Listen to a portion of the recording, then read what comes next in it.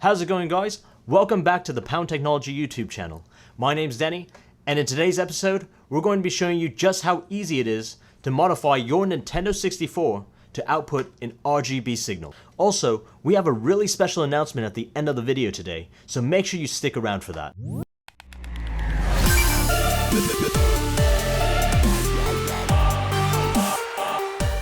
Now, as many of you guys already know, the Nintendo 64 doesn't come natively equipped to output an RGB signal. Nobody quite understands why that is. All the internal components are there for it to do it. It just seems like they couldn't be bothered.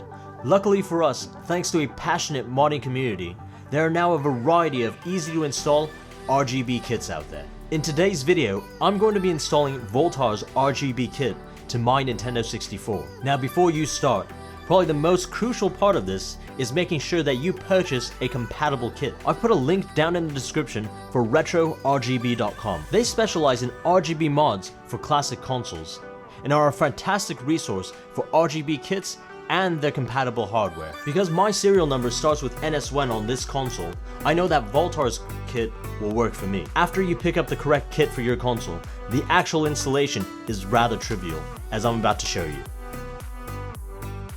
First, let's lay out what you're going to need to do this job.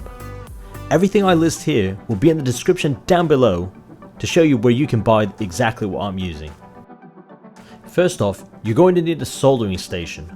I'm using a Hakko FX888D. Next thing you'll need is a general purpose or electronic screwdriver set. I'm using a generic one I got off Amazon. Third thing you'll need are these security bit screwdrivers. Nintendo like to use these odd screws to fasten the early consoles to prevent tampering. Of course, you'll need a bit of flux. I'm using Kester 186. This large bottle was purchased on eBay, but you can find smaller pens on Amazon. This promotes proper solder adhesion when you're making joints. You'll also need some solder, of course. Not necessary, but extremely helpful, a pair of wire strippers to start the leads.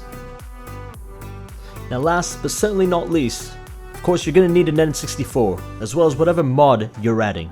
Even though there are different versions, the steps are very similar, save for some of the more fancy solutions out there, which require just a little bit more work. So, once you have everything, you can begin setting everything up. First, take off the front cover and remove either the expansion pack or the jumper pack from the unit. You can use the cover to pry the jumper pack out, as this will prevent some nicks and scratches since they're made out of the same material. On the bottom, you've got 6 security screws. Remove them with the security bit screwdrivers that I mentioned earlier. Hopefully you've got them, or you're going to be stuck here right off the bat. Here's a quick look at what the security screw actually looks like.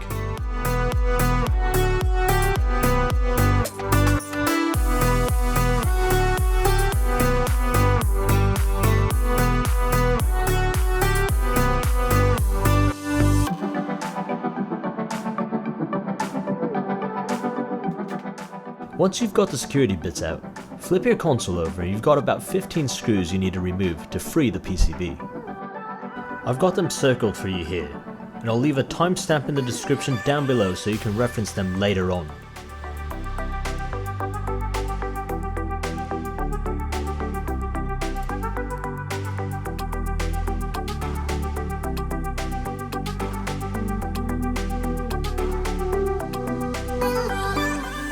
Once the PCB is free, remove it carefully and flip it over.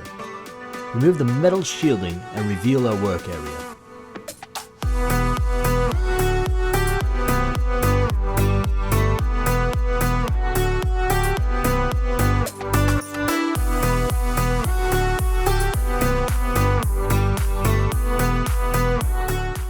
This area of the PCB is where the multi-out on the SNES resides, and it's where we're going to be soldering our RGB kit. Voltar's is already lined up for you, just drop it in and go ahead and solder it. By the way, did I mention I was an amateur? If you want to see a real pro installation, Voltar himself also has a tutorial, but his is way more fast paced and well practiced.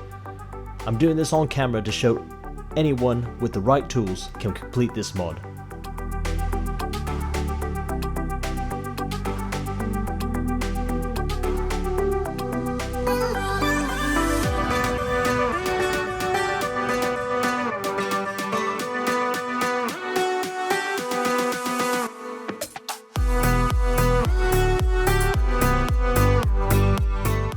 After you solder the board to the multi-out pins, we're going to be looking for the actual RGB signals.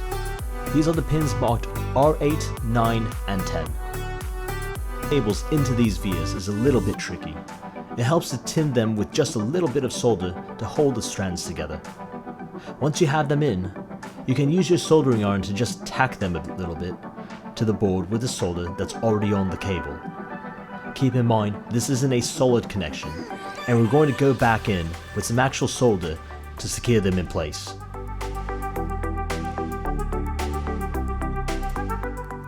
Lay in just a little bit of flux and go ahead and secure the joint.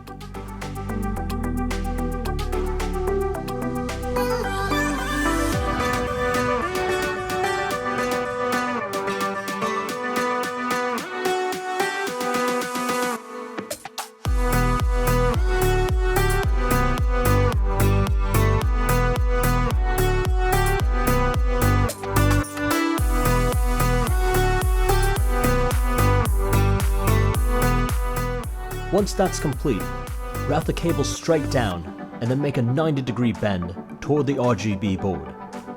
In this configuration, each of the outputs line up with a corresponding color value. There's already solder on these pads, so all you have to do to secure the wires is melt them into the solder.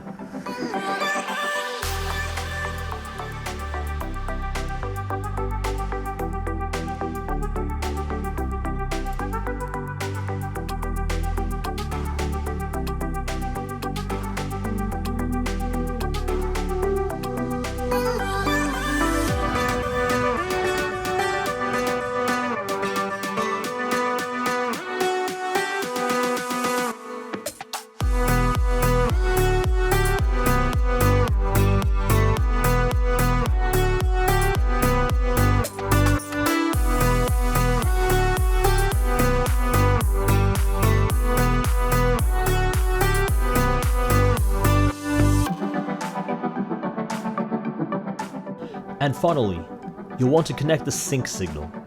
That's the via labeled R16. Same thing as with the RGB vias, a dab of flux and pre-tinning the cable really helps.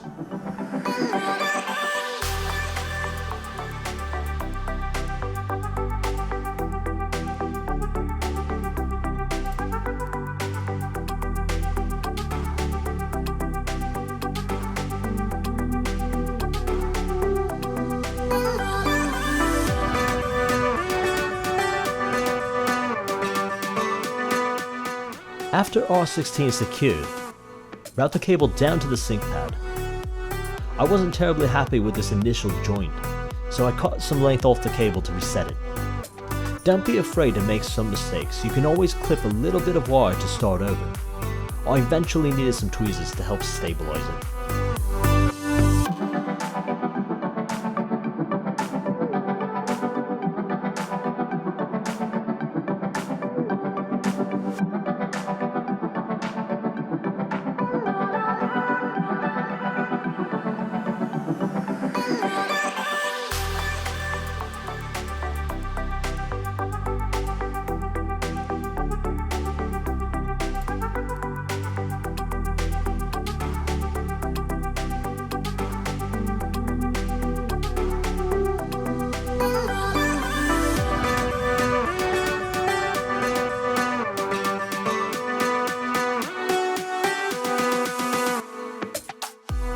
Once that last sync wire is connected, you're done. Reassembly is the exact same as disassembly. Try not to end up with more screws than you started with, and you should be good to go.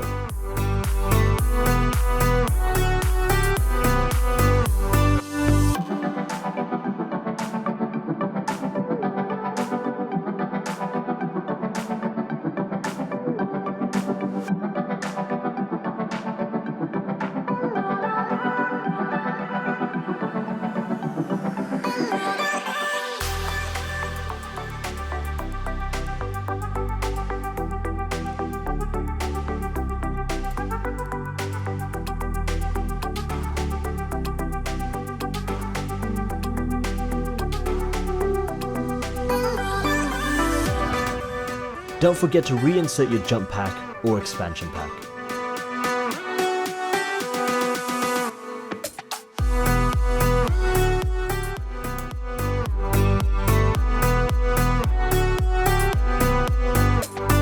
Now if you followed the tutorial up to this point, congratulations! Once the RGB mod is installed, your Nintendo 64 can now output both a composite as well as an RGB signal. This also happens to make the N64 compatible with our SNES HD link cable, since it uses the same RGB signal.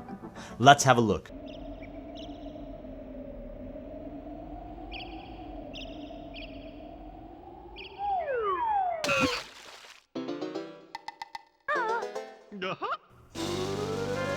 In Banjo-Kazooie, you can see that there's a slight variation in color saturation, as well as an increase in sharpness.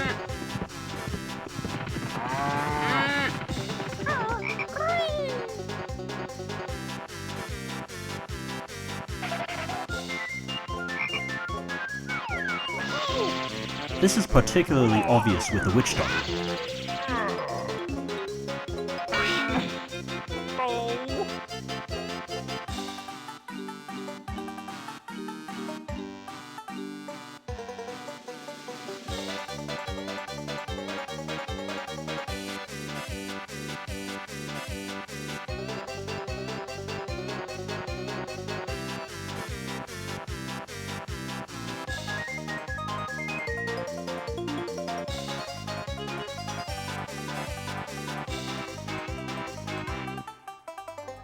As you can see from the test, the N64 looks brilliant, outputting in RGB. If you'd like a more in-depth comparison, we've made an entire video comparing the composite signal to the RGB out of the N64. Now before I go, I just want to thank everybody who's already purchased an HD link cable for this system.